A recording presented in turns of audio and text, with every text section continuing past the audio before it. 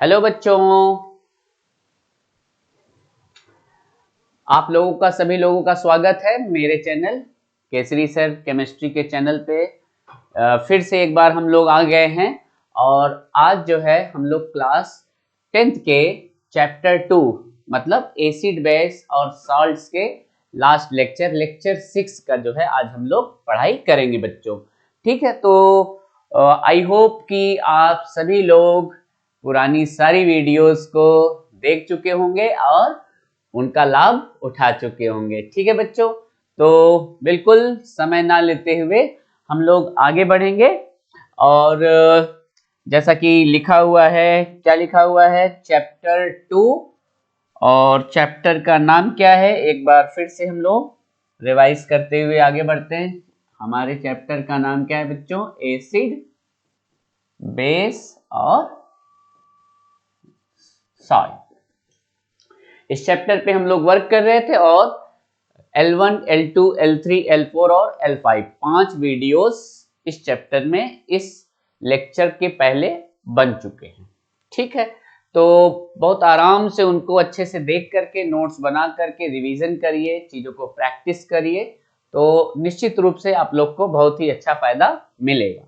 ठीक है, तो और ज्यादा समय ना लेते हुए आगे बढ़ते हैं हम लोग। और आज हम लोगों को कुछ कंपाउंड्स के बारे में पढ़ने हैं, है ना। तो अगर आपने पुरानी सारी वीडियोस देखेंगे तो आज जो है हम लोगों को कुछ कंपाउंड्स के बारे में आज हम लोग पढ़ाई करेंगे। तो चलिए बच्चों, हम लोग चलते हैं स्लाइड की तरफ और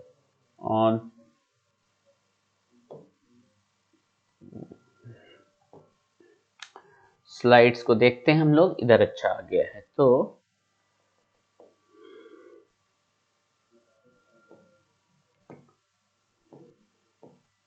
सारा हो गया है। ठीक, ये सारे क्वेश्चंस हो गए हैं और आज हम लोग यहाँ पर चल रहे हैं। यस, तो आज हम लोग शुरू करेंगे टॉपिक कुछ कंपाउंड से और उस कंपाउंड्स में पहला है कंपाउंड हमारा sodium chloride.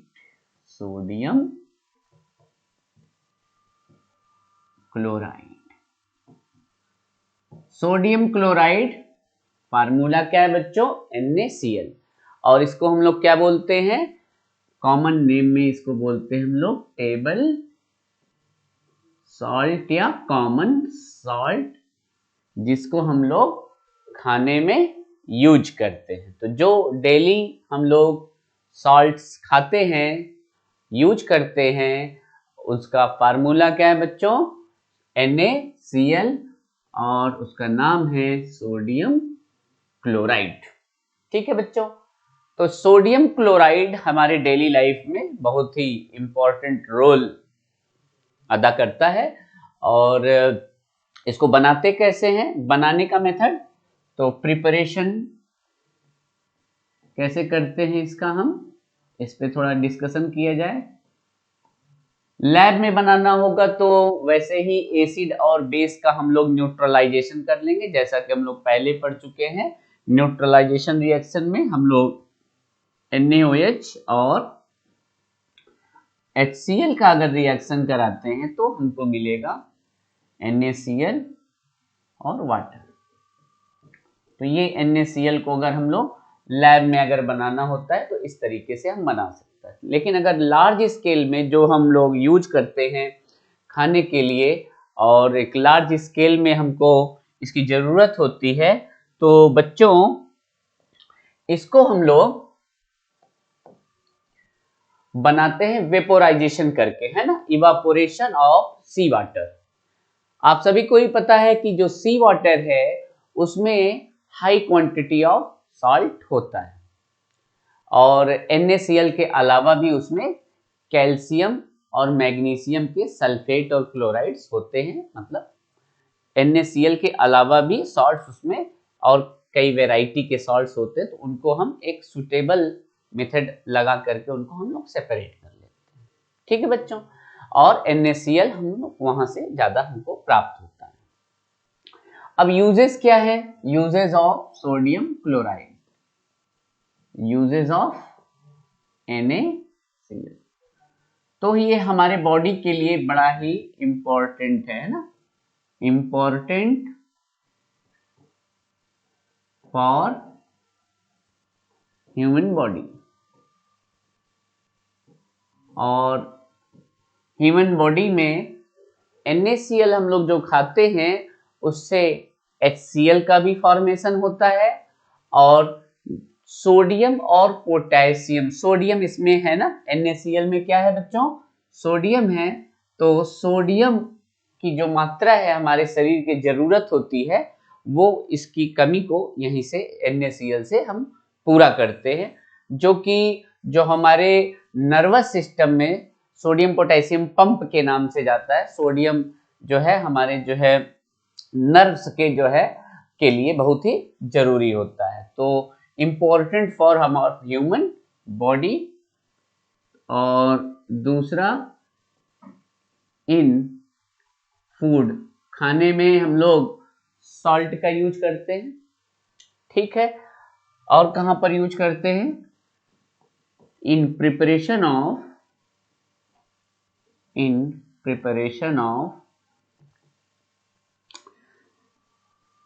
Sodium carbonate, sodium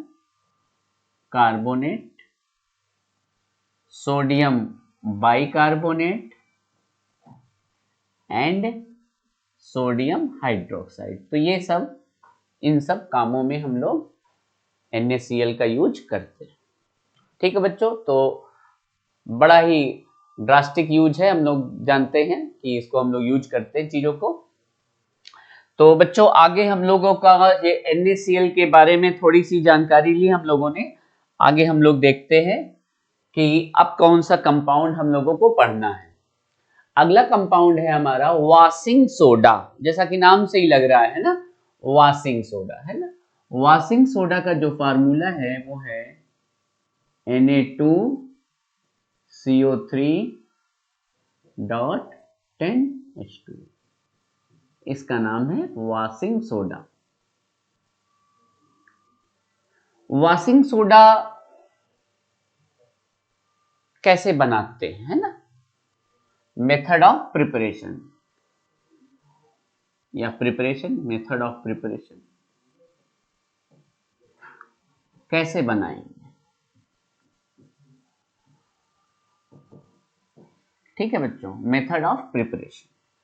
तो NaCl के कॉन्सेंट्रेटेड सोल्यूशन को बोलते हैं ब्राइन, है ना। ब्राइन क्या होता है, ब्राइन होता है कॉन्सेंट्रेटेड सोल्यूशन ऑफ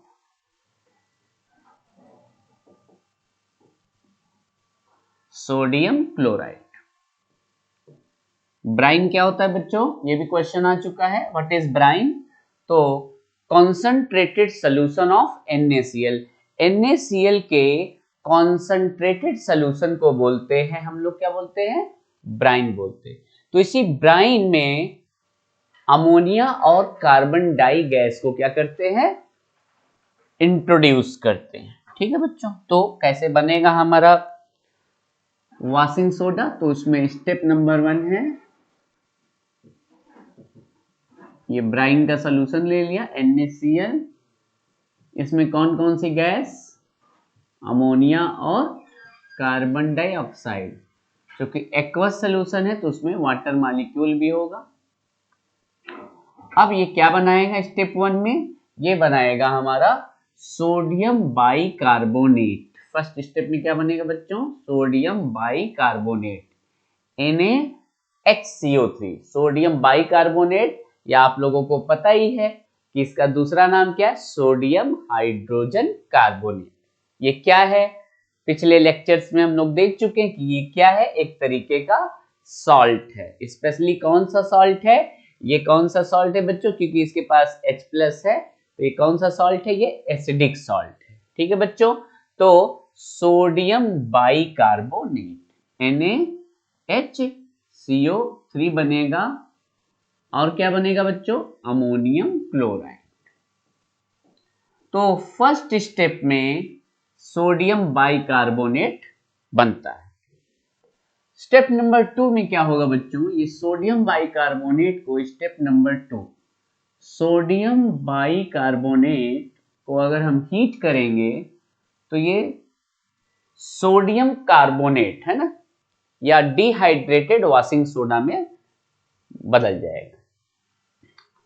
ये NaHCO3 को हमने हीट किया, हीट, तो क्या बना बच्चों, Na2CO3 प्लस बचा क्या है यहां पर CO2 प्लस H2 बाहर निकल जाएगा। तो ये है बच्चों सोडियम कार्बोनेट, है ना। अभी इसमें हाइड्रेटेड मॉलिक्यूल नहीं है ना, वाटर का मॉलिक्यूल इसमें नहीं है, तो इसको हम लोग सोडा ऐश बोलते हैं या सोडियम कार्बोनेट बोल सकते हैं इसको, है ना, सोडियम कार्बोनेट, सोडियम कार्बोनेट। अभी इसमें हाइड्रेटेड मॉलिक्यूल नहीं है ना, वाटर वाला कंटेंट अभी इसमें नहीं है। तो करते क्या है इसको, स्टेप नंबर 3 में, स्टेप 3, इस सोडियम कार्बोनेट को Na2CO3 को वाटर में डिसॉल्व करके कॉन्संट्रेट करते हैं। वाटर में डिसॉल्व करके क्या करते हैं, कॉन्संट्रेट करते हैं। तो जो डिहाइड्रेटेड सोडियम कार्बोनेट है वो वाटर मॉइस्चर को क्या करता है, अपने क्रिस्टल्स में एडजस्ट कर लेता है और बना देता है washing soda, Na2CO3.10H2।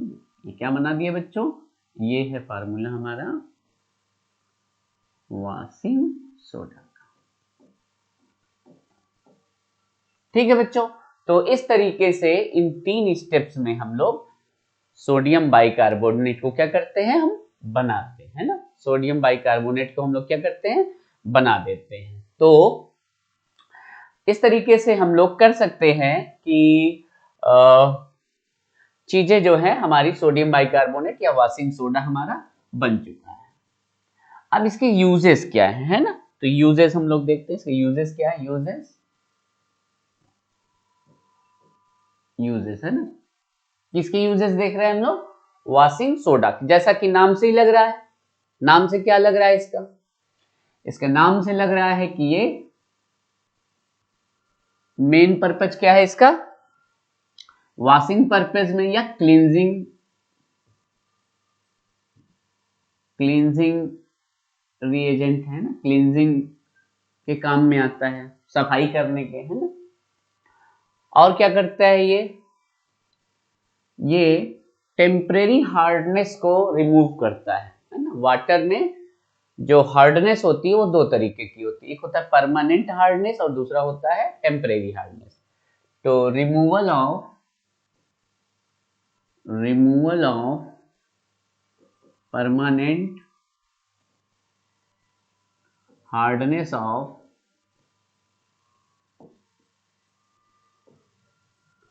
Water, permanent water को क्या करता है, परमानेंट हार्डनेस को ये रिमूव करता है। ठीक है बच्चों, तो रिमूवल ऑफ परमानेंट हार्डनेस। और भी in the preparation of various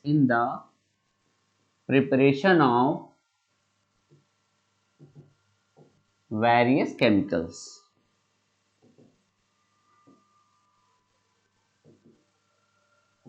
और act as a lab reagent. ठीक है बच्चों, तो ये सब कुछ कॉमन यूजेस हैं किसके, हमारे वॉशिंग सोडा के।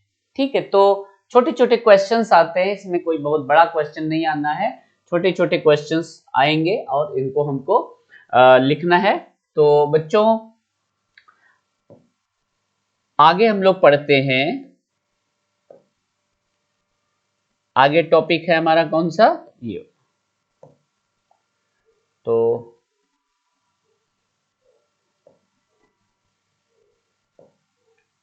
कास्टिक सोडा है ना। अगला टॉपिक क्या है बच्चों हम लोगों का, caustic soda, NaOH, caustic soda NaOH, sodium hydroxide, क्या नाम है इसका बच्चों, सोडियम हाइड्रोक्साइड। सोडियम हाइड्रोक्साइड क्या है बच्चों? ये एक बेस है ना, एल्कली। क्या है? बेस। क्यों ये बेस है? क्योंकि ये OH देता है। इसको क्या बोलते हैं? एल्कली भी बोलते हैं। वाटर सॉल्युबल बेसिस को क्या बोलते हैं बच्चों? एल्कली बोलते हैं। वाटर सॉल्युबल बेसिस को एल्कली भी बोलते हैं। ये भी क्वेश्चन आया हुआ। तो caustic soda is a very very important. और बच्चों इसका प्रिपरेशन कैसे करते हैं? इसका प्रिपरेशन करते हैं बच्चों यही ब्राउन सॉल्यूशन का इलेक्ट्रोलिसिस करके। ठीक है बच्चों, तो इलेक्ट्रोलिसिस ऑफ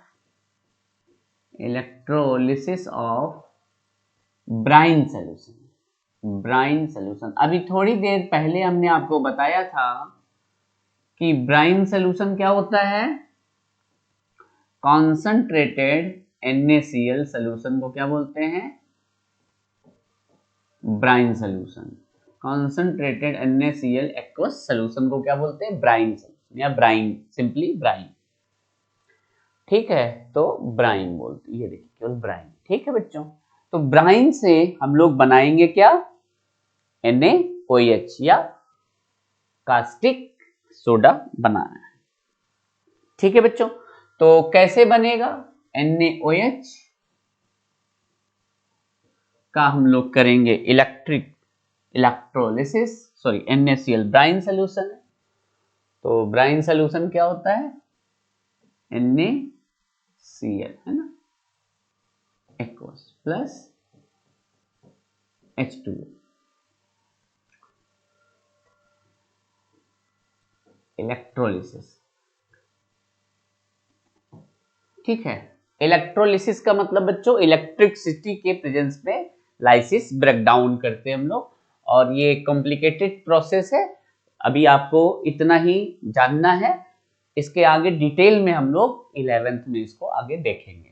तो अभी इस लेवल के हिसाब से इसमें क्या क्या बनेगा बच्चों? ये बनाएगा सोडियम हाइड्रोक्साइड बना रहा है, प्लस क्लोरीन गैस बनाएगा और प्लस हाइड्रोजन गैस। तो तीन चीजें हमको इस मेथड से मिलती हैं। एक तो सोडियम हाइड्रोक्साइड मिलेगा, है ना, बैलेंस कर लेंगे, है ना, तो 2NaOH मिल जाएगा प्लस Cl2 प्लस H2। इस तरीके से इस प्रोसेस से हमको सोडियम हाइड्रोक्साइड मिलेगा, है ना, जिसको हम लोग क्या बोलते हैं?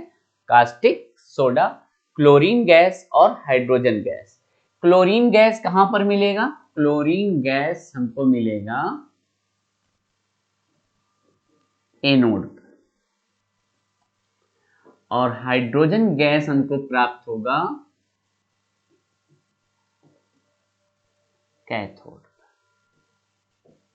ठीक है बच्चों, इसको क्लोर एल्कली मेथड भी बोलते हैं। कौन सा मेथड बोलते हैं इसको? इसको क्लोर एल्कली मेथड भी बोलते हैं। कौन सा मेथड बोलते हैं बच्चों? क्लोर एल्कली मेथड भी बोलते हैं। क्लोर एल्कली मेथड, क्लोर एल्कली मेथड भी बोलते हैं। क्यों? क्योंकि इस मेथड में एक तो क्लोर मतलब क्लोरीन मिल रहा है, और एल्कली का मतलब सोडियम हाइड्रोक्साइड मिल रहा है, इसीलिए इसको क्लोर एल्कली प्रोसेस भी बोलते हैं। क्लोर एल्कली प्रोसेस, क्लोर एल्कली प्रोसेस भी बोलते हैं। ये हो गया। ठीक है बच्चों, तो ये रहा हमारा method of preparation of sodium hydroxide, जिसको हम लोग क्या बोलते हैं? Caustic soda. यूजेस क्या है इसके, है ना, यूजेस। तो जैसा कि हम लोग जानते हैं कि सोडियम हाइड्रोक्साइड लैब रिएजेंट के रूप में एज ए बेस के फॉर्म में, है ना, एज अ बेस की तरीके हम लोग यूज करते हैं। और इसके व्हाइट कलर के पेलेट्स होते हैं ना। तो दूसरा यूज है इन the preparation of soap soap साबुन बनाने के, डिटर्जेंट बनाने के काम में आता है। डिटर्जेंट्स, सोप बनाते हैं, डिटर्जेंट बनाते हैं, और सोप, डिटर्जेंट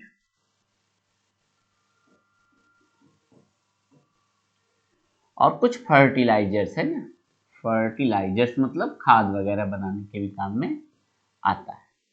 ठीक है, तो बच्चों ये हैं हमारे uses of caustic soda. Lab reagent के रूप में तो आपको पता ही है, यूजी होगा हमारा सोडियम हाइड्रोक्साइड। ठीक है बच्चों, तो बातें समझ में आ रही हैं आपको? मजा आ रहा है आपको पढ़ाई में? यस, तो मजा आ रहा है तो हम लोग आगे बढ़ेंगे और अगला टॉपिक पढ़ेंगे जिसका नाम है बेकिंग सोडा। जैसा कि नाम से ही लग रहा है, बेकिंग सोडा बेकिंग पाउडर का एक कंपोनेंट है ना, और ये बेकरी इंडस्ट्रीज में यूज होता है ना। इसका फार्मूला क्या है बच्चों? इसको बोलते हैं सोडियम हाइड्रोजन कार्बोनेट, है ना, सोडियम हाइड्रोजन कार्बोनेट। इसका नाम क्या है बेकिंग सोडा का? Sodium hydrogen carbonate.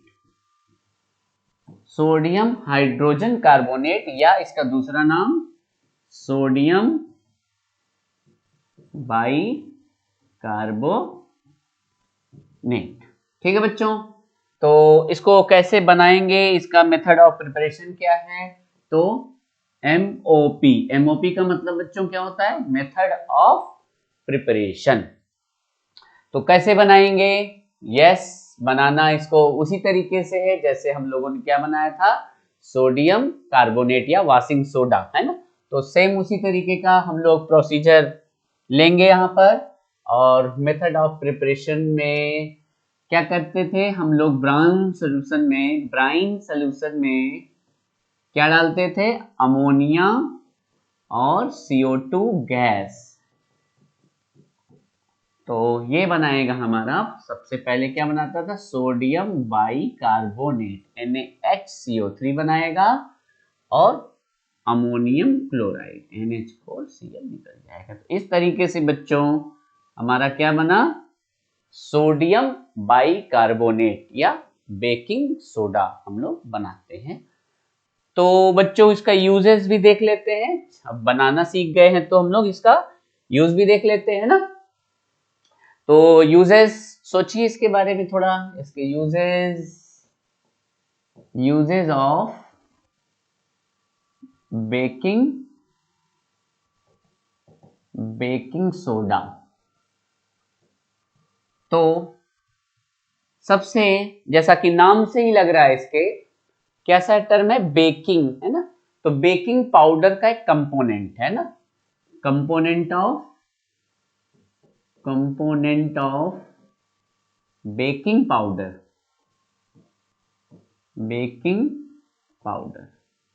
अब आप पूछेंगे कि सर ये बेकिंग पाउडर में क्या क्या होता है?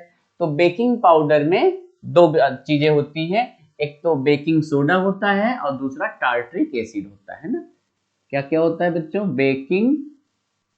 बेकिंग सोडा तो होता ही है ना, बेकिंग सोडा, और क्या होता है?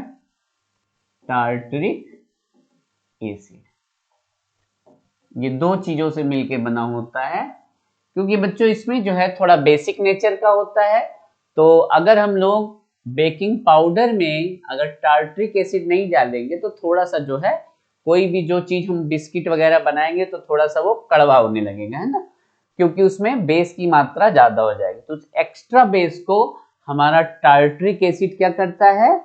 न्यूट्रलाइज कर देता है। ठीक है बच्चों, और उससे क्या होता है कि जो हमारा बेकरी प्रोडक्ट है वो एकदम सही रहता है, मेंटेन रहता है, उसका स्वाद सही रहता है। दूसरा बच्चों ये इन द प्रिपरेशन ऑफ, दूसरा इसका यूज क्या है बच्चों? इन द प्रिपरेशन ऑफ बहुत अच्छा आ रहा है, इन the preparation of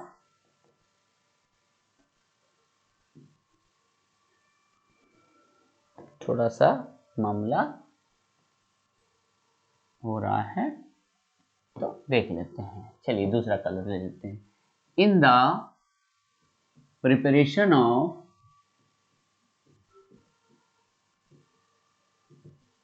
in the preparation of washing soda,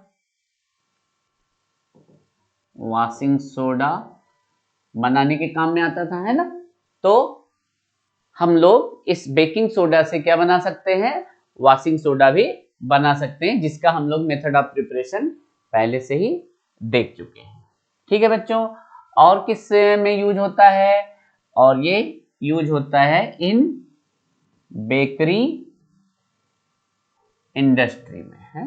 in bakery industry, in food industry, इन सब चीजों में हमारा बेकिंग सोडा बहुत ज्यादा यूज होता है। बहुत सारे केमिकल्स भी बनते हैं इससे, तो वो ये लैब रिएजेंट के फॉर्म में भी है ना, ऐसे भी लिख सकते हैं as a lab reagent, as a lab reagent के भी रूप में इसको हम लोग यूज करते हैं।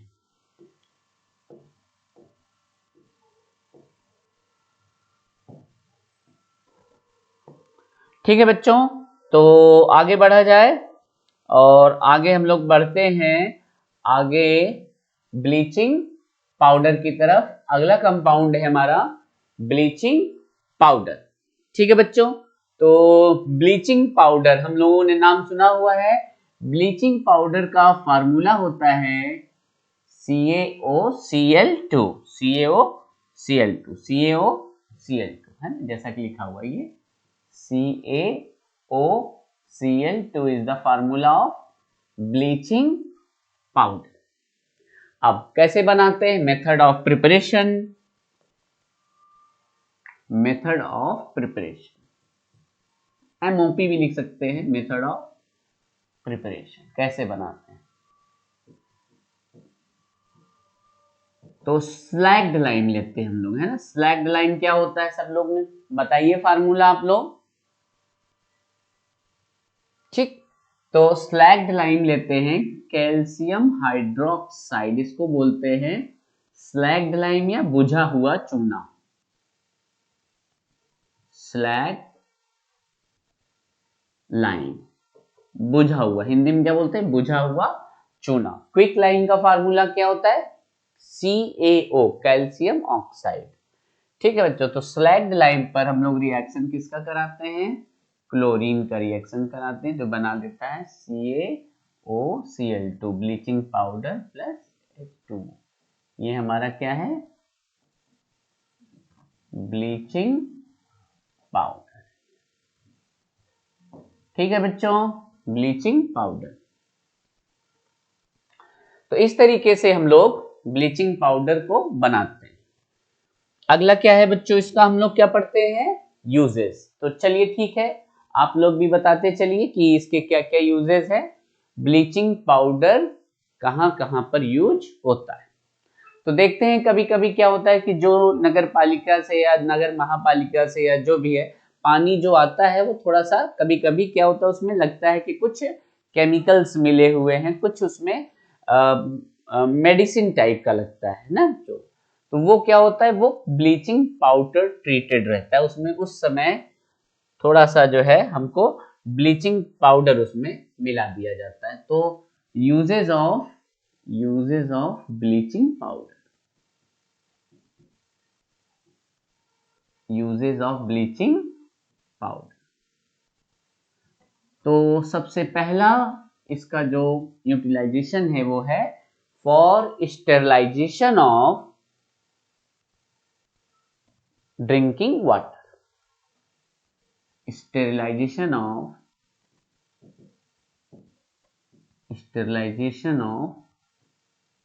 ड्रिंकिंग वाटर,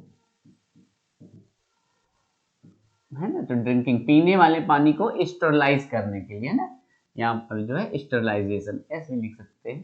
ठीक है, कोई दिक्कत नहीं, वो दोनों चलता है। तो for sterilization of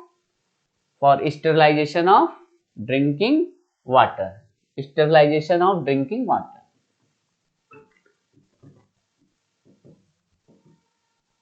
sterilisation of drinking water.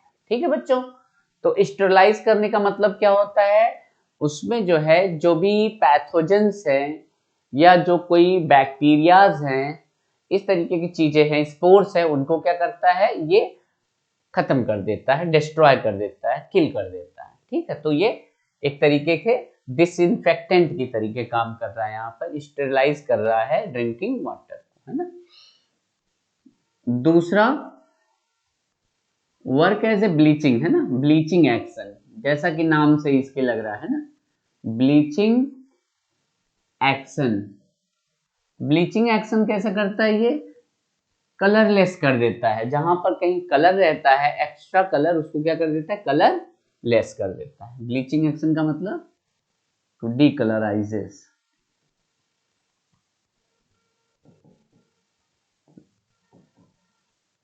डीकलराइजेस the matter, है ना।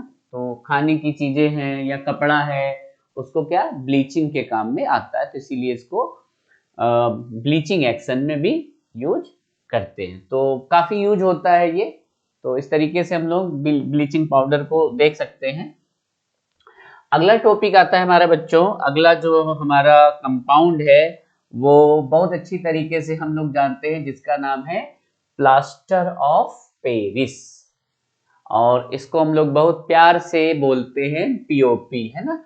आप सभी लोगों बहुत ही अच्छे से जानते होंगे कि घरों में रूफ पर या घरों के अंदर जो है पीओपी कराया जाता है, तो वो पीओपी इसी का नाम है plaster of Paris.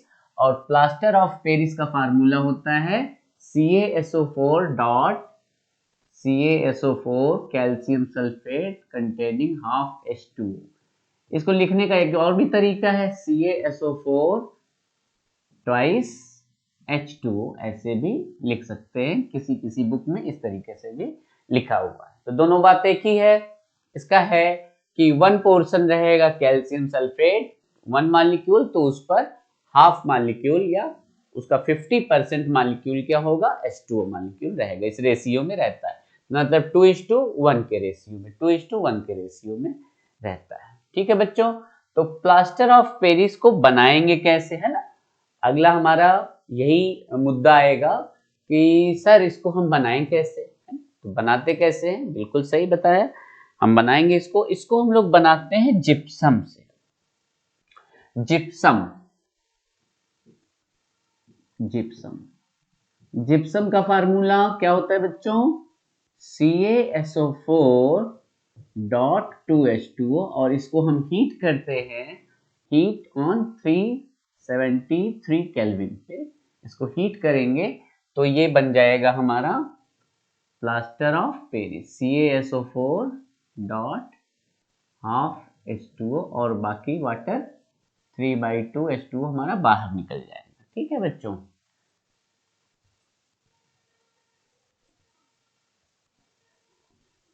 Plus CaSO4 dot half H2O plus 3/2 H2O, water molecule क्या हो रहा है बच्चों, बाहर निकल जा रहा है, तो ये हमारा क्या बन गया बच्चों, प्लास्टर ऑफ पेरिस, POP का फॉर्मेशन हो रहा है। तो क्वेश्चन आता है कि कैसे हम बनाएंगे प्लास्टर ऑफ पेरिस, तो प्लास्टर ऑफ पेरिस कैसे बनाएंगे बच्चों, हम लोग जिप्सम से बनाएंगे, और उसको कैसे बनाएंगे, हीट करके, कितने टेम्परेचर पे हीट करेंगे, 373 केल्विन पे अगर हम हीट करेंगे तो हमारा जिप्सम हमारे पीओपी में कन्वर्जन ले लेगा। ठीक है बच्चों, तो आगे बढ़ते हैं, यूजेज ऑफ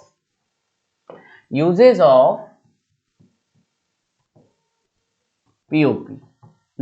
ये तो बड़ा इजी है भाई, सब लोग बताएंगे पीओपी कहां पर यूज करते हैं, सब लोग जानते हैं, यस, ठीक है, ठीक ठीक ठीक ठीक, तो कहां पर यूज करते हैं बच्चों हम लोग पीओपी को, पीओपी को हम लोग यूज करते हैं फॉर मेकिंग बिल्डिंग्स और रूफ्स, है ना, रूफ, बिल्डिंग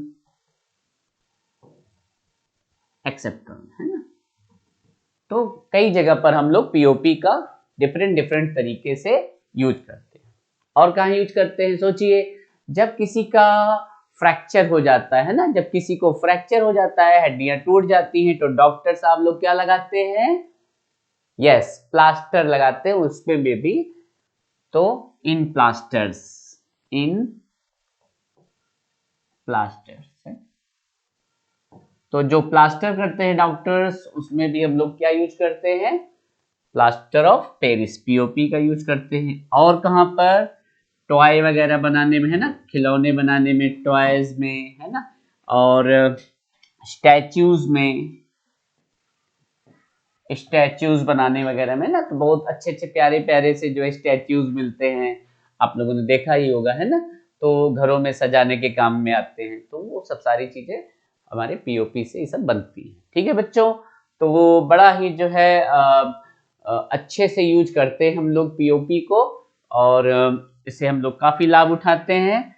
तो ठीक है बच्चों, आगे बढ़ा जाए। समझ में आ रही है बातें, चीजें सही सही चल रही हैं। अब केमिस्ट्री आपको आसान लगने लगी है। आई थिंक 2 चैप्टर हमने पूरा लगभग पूरा होने पे है।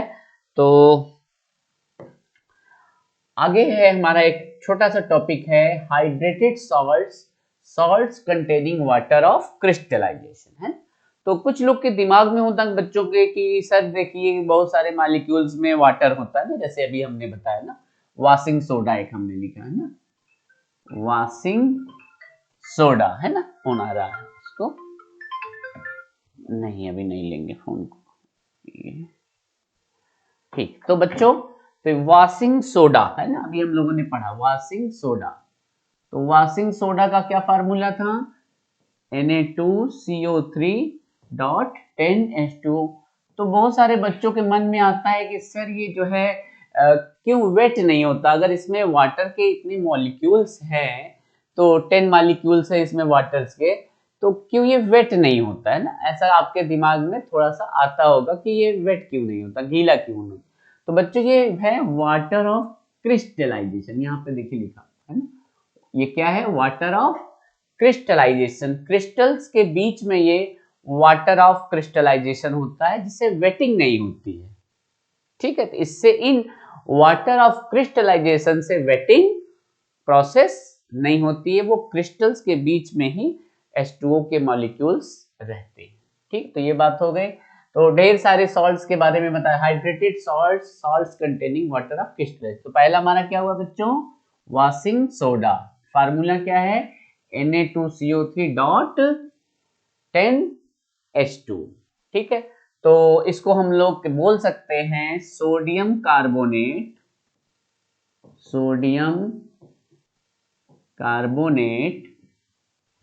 डेकाहाइड्रेटेड। ठीक, डेकाहाइड्रेट। ठीक है बच्चों, तो और कौन से हैं, कुछ और याद करिए, जैसे मुझको एक और याद आ रहा है, यस, CuSO4.5H2O है ना, क्या है बच्चों, ये है कॉपर सल्फेट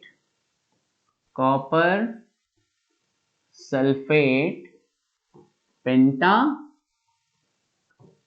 हाइड्रेट, और इसका एक बहुत ही प्यारा सा नाम है, और इसको बोलते हैं हम लोग ब्लू विट्रियॉल। ठीक है बच्चों, ब्लू विट्रियॉल। और ये किस कलर का होता है, ब्लू कलर का होता है, क्योंकि ये ब्लू कलर का होता है इसीलिए इसको क्या बोलते हैं, ब्लू विट्रियॉल इसको हम लोग बोलते हैं। ठीक है बच्चों, और याद करिए आप लोग, और क्या याद कर रहे हैं, यस, एक और याद आ रहा है हमको, FeSO4.7H2O, इसका क्या नाम है, आयरन, इसका ऑक्सीडेशन स्टेट 2 है इस आयरन का, या वैलेंसी 2 है, तो इसको हम लोग रोमन आयरन 2 सल्फेट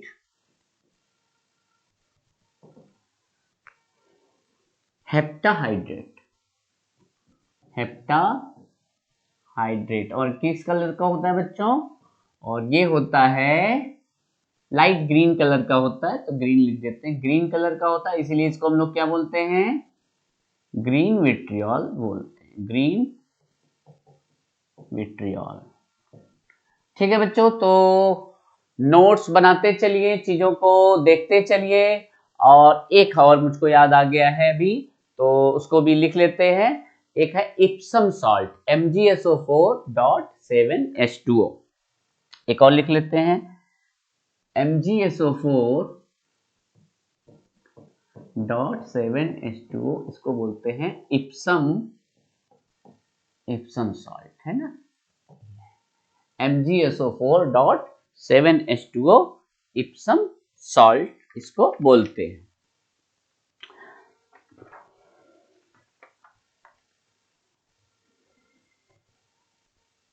ठीक, व्हाइट कलर का होता है। ठीक है, तो बच्चों इप्सम सॉल्ट ये व्हाइट कलर का होता है। इप्सम सॉल्ट किस कलर का होता है? ये होता है व्हाइट कलर। ठीक है बच्चों, तो ढेर सारे सॉल्ट्स के बारे में हमने बात किया, ढेर सारे हमने जो है एसिड्स के बारे में बात किया, बहुत सारे हमने बेसिस के बारे में बात किया।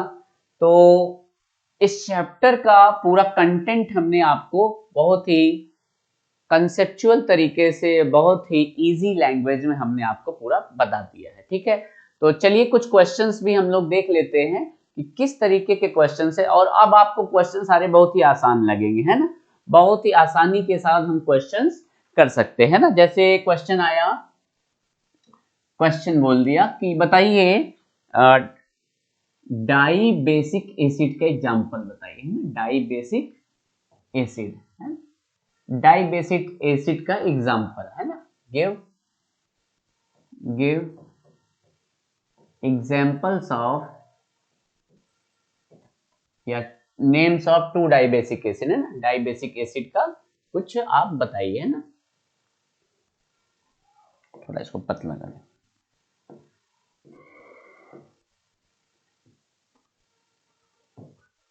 गिव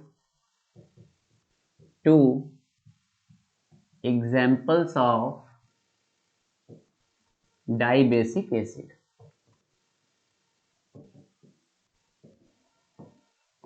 इस तरीके से क्वेश्चन आ गया, give two examples of dibasic acid. तो एसिड क्या होता है? डाई बेसिक एसिड जो एक H प्लस देता है उसको बोलते हैं मोनोबेसिक, है ना। एसिड की बेसिसिटी, है ना। एसिड की क्या होती है? बेसिसिटी। तो जिसके अंदर दो OH को न्यूट्रलाइज करने का पावर है, जिसके अंदर दो, इसका मतलब क्या होता है? हैविंग टू रिप्लेसिएबल हाइड्रोजन, है ना। दो ऐसे एसिड्स जिसके अंदर दो H प्लस निकलता हो। तो दो एग्जांपल दे दीजिए। फॉर एग्जांपल कौन सा बच्चों? H2SO4 और H2CO3, है ना। डाई बेसिक एसिड ये दोनों रिप्लेसिएबल हैं, डाई बेसिक एसिड ये दोनों रिप्लेसिएबल हैं। ठीक है बच्चों, तो और भी क्वेश्चंस हम लोग ले लेते हैं, और क्वेश्चन ले लेते हैं कि चलिए क्वेश्चन है एक HCl सोल्यूशन है, HCl एक्वस है, उसमें हाइड्रोजन आयन का कंसंट्रेशन है 10 to power -3 capital M molar, है ना। ये क्या होता है बच्चों? ये होता है कंसंट्रेशन की यूनिट होता है मोलर। ठीक, हाइड्रोजन का आयन कंसंट्रेशन कितना है? 10 टू पावर -3 M। तो इसका क्या बताना है हमको? पीएच बताना। पीएच कितना? तो कैसे करेंगे? वही अपना पुराना पीएच का फार्मूला लगा देंगे। क्या है पीएच का formula? PH is the negative log value of hydrogen ion concentration और hydronium ion concentration. pH is the negative log value of hydrogen ion concentration। अब जैसा कि क्वेश्चन में दिया हुआ है कि हाइड्रोजन आयन कंसंट्रेशन कितना है? 10 टू पावर -3, तो माइनस लॉग 10 टू पावर -3। अब यहां से हम लोग लॉग का फार्मूला लगा देंगे, है ना। यहां से हम लोग क्या कर देंगे? लॉग का फार्मूला लगा देंगे। ठीक है बच्चों, तो log a power b equal to b log है, तो -3 लॉग 10। लॉग 10 की वैल्यू कितनी होती है? 1।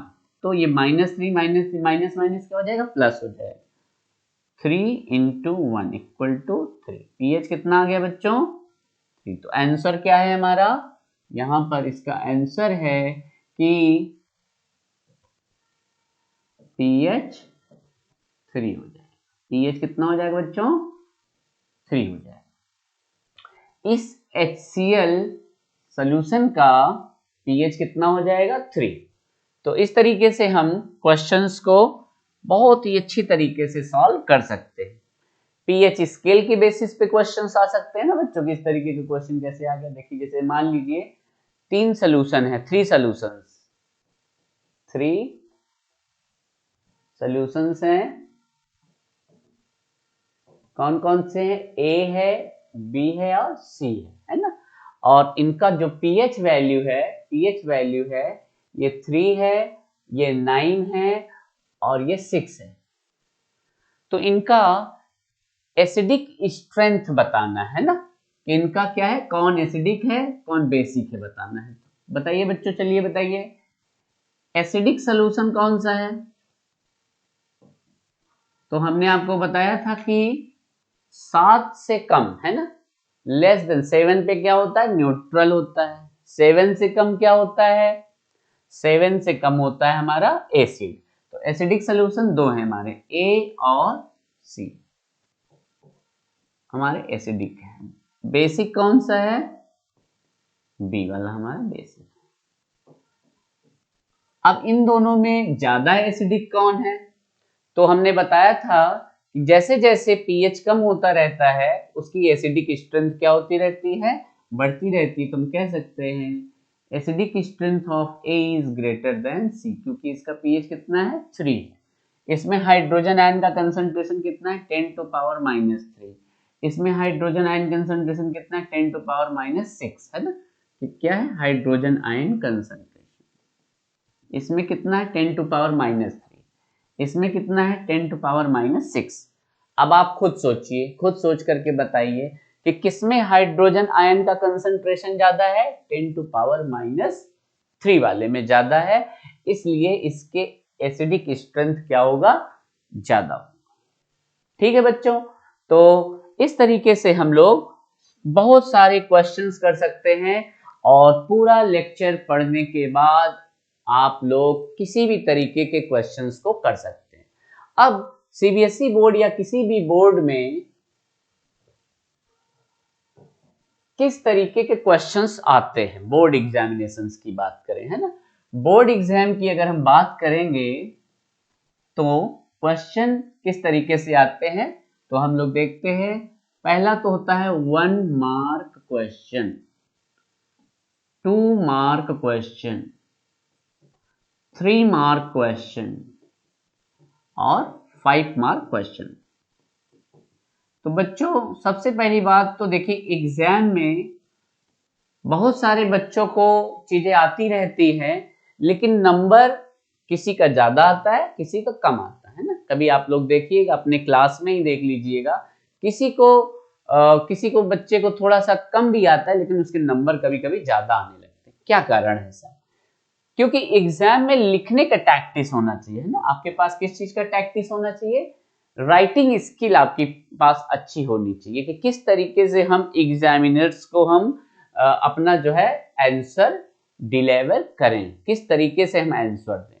तो जैसा कि 1 मार्क क्वेश्चन हम लोग देख रहे हैं, तो 1 मार्क क्वेश्चन में ट्रू फॉल्स आता है, तो उसमें हमको कुछ लिखना नहीं, ट्रू लिखना है या फॉल्स लिखना है। फिलिंग द ब्लैंक्स में 1 वर्ड ही लिखना है। वेरी शॉर्ट आंसर क्वेश्चन में हम लोगों को 1 या 2 लाइनों में ही अपना आंसर देना है, क्योंकि उसमें हमको 1 नंबर से ज्यादा मिलेगा नहीं, तो हम उसको 1 लाइन या 2 लाइन में ही अपने आंसर को देंगे। 2 मार्क के क्वेश्चन में शॉर्ट आंसर टाइप क्वेश्चंस होते हैं। 2 मार्क में क्या होते हैं, शॉर्ट आंसर क्वेश्चंस होते हैं। तो शॉर्ट आंसर क्वेश्चन में बच्चों हम लोगों को 30 to 35 40 तक भी कर सकते हैं ना, कोई इसमें इतना टेंशन वाली बात नहीं है ना। तो 40 तक भी हम लोग 40 वर्ड तक अपने आंसर्स को देख सकते हैं है ना। 3 मार्क 5 मार्क के क्वेश्चंस में हम लोग 50 और मोर देन 50 है ना, यहाँ पर हम लोग 50 वर्ड्स का यूज कर सकते हैं। 5 मार्क में मोर देन 50, जितना हमको आता है वो सारी बातों को हम लोगों को चीजें को बताना है। ठीक है बच्चों, तो इस तरीके से, और वो ही कंटेंट देते हम लोग जो हमसे पूछा जाए। ठीक है, और प्रयास करते हैं कि सही चीजों को लिखने का प्रयास किया जाए, स्पेलिंग वगैरह का भी कोई ज्यादा मिस्टेक ना हो है ना, मतलब सही लिखने का हम लोग प्रयास करते हैं। इससे क्या होता है, स्टेप बाय स्टेप हमारे नंबर्स क्या होते रहते हैं, बढ़ते रहते हैं, और एग्जामिनर के ऊपर हमारी छाप जो है अच्छी पड़ती है कि हाँ भाई जो स्टूडेंट है वो हमारा काफ़ी सिंसियर और अच्छा स्टूडेंट है, और वो एग्जामिनर भी नंबर देने में कोई जो है कंजूसी नहीं करता है कि हाँ ठीक है बढ़िया लड़का है और इसको नंबर देते चलिए। ठीक है बच्चों, तो इस तरीके से हम इस बोर्ड की एग्जाम में ज़्यादा से ज़्यादा नंबर हम लोग पा सकते हैं। ठीक है बच्चों, तो जैसा कि मैं पहले से ही बता चुका हूँ आपको कि केमिस्ट्री की चीज़ों को मैं आपको क्या कर दूंगा, आसान कर दूंगा, और अब तक 2 चैप्टर के वीडियोस बन चुके हैं। पहला चैप्टर हो चुका है, दूसरा चैप्टर हो चुका है, और अब मैं आगे 3rd chapter metal and non metal के भी वीडियोस बनाना शुरू करूंगा। तो ठीक है बच्चों, पहले अभी जितनी भी वीडियोस हैं 1st चैप्टर और 2nd चैप्टर के, आप लोगों के बोर्ड के जो एग्जाम्स हैं बहुत ही करीब आ रहे हैं। ठीक है, तो इसलिए और अभी से पढ़ाई करना शुरू कर दीजिए और नोट्स बनाइए, रिवीजन करिए, जितने भी एनसीईआरटी के क्वेश्चन या आपके पास जो भी बुक्स हैं उनके क्वेश्चंस हैं उनको सॉल्व करिए। अगर किसी भी तरीके की कोई भी प्रॉब्लम होती है तो हमको कमेंट करिए, मैं उस पर वीडियोस आपको और भी बना करके दे दूंगा, और उनका सलूशन करके जो भी क्वेश्चन आप भेजेंगे तो मैं उसको सलूशन करके मैं आपको भेज दूंगा। ठीक है बच्चों, चलिए फिर ठीक है, और बातें होती रहेंगी और सिलसिला इसी तरीके से केमिस्ट्री का जो है हम आपको नॉलेज देते रहेंगे और आप लोग लाभ उठाते रहिए। ठीक है बच्चों, तब तक के लिए बाय बाय, टेक केयर।